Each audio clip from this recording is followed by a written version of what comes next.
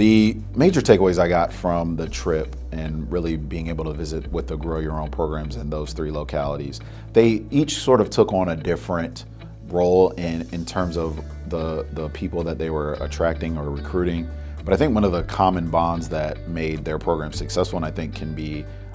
something that can be replicated moving forward in other localities, is the intentionality behind partnering districts with prep programs. I think,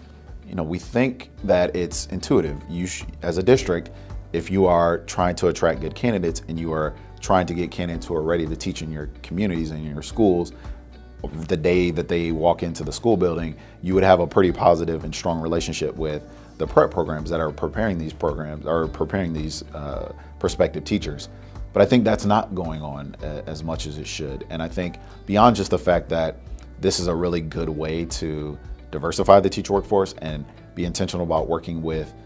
prep programs that are intentional about getting students of color and prospective teachers of color, I think it's also important just for the quality of teacher prep and the quality of teachers that there's a good relationship or there's an open line of communication between the districts and the prep programs who are preparing the students. And I think one of the things, this is a sort of a take for granted as part of Grow Your Own, but the strong relationships between the colleges or the prep programs and the districts is what really stuck out as both a great way to prepare teachers, but also from a district standpoint, it's a really great pipeline producing endeavor to really build those relationships. So I think that was number one for me,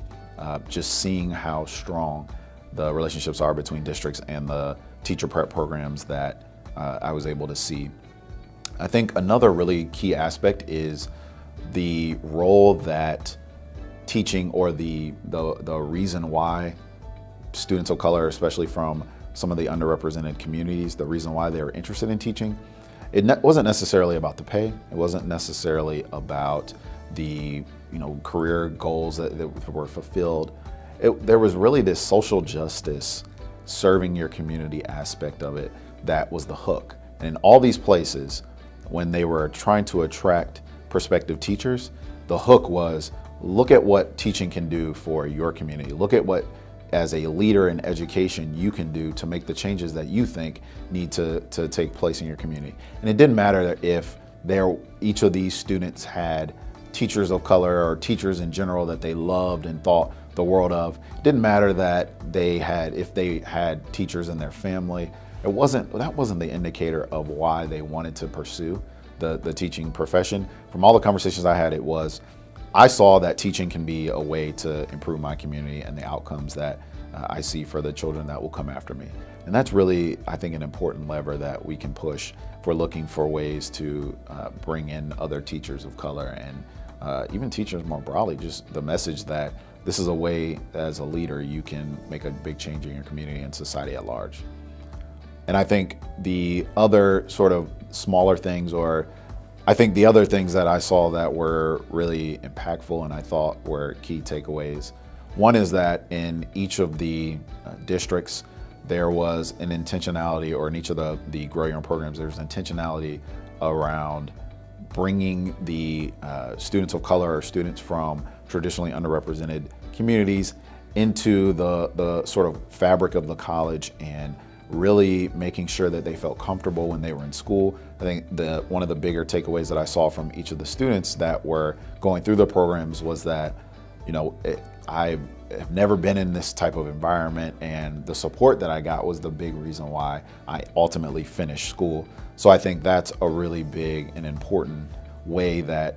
teacher prep programs can help to support and to not only retain, but to attract prospective teachers of color, is really bringing in those supports and being intentional about the types of supports that these students really need to be successful in the programming.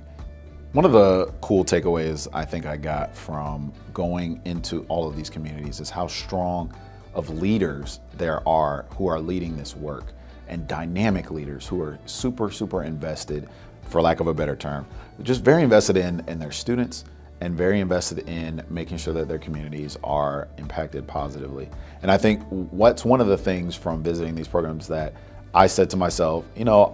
I feel pretty confident about the future and the way that these types of programs and others can be successful. It's the dynamic leader who cares, who knows a lot of people, and who's able to connect with people on various levels. Just to be able to see that over and over and have that be a constant theme throughout, I'm just so appreciative of the leadership that we have at a local level. And I think just from this Grow Your Own program, I can see that there will be other leaders who may not look the same as some of the traditional leaders or come from the same backgrounds that can really thrive in creating these types of settings. And I think we'll start to see a more diverse leadership, not just a more diverse teacher workforce from these Grow Your Own programs.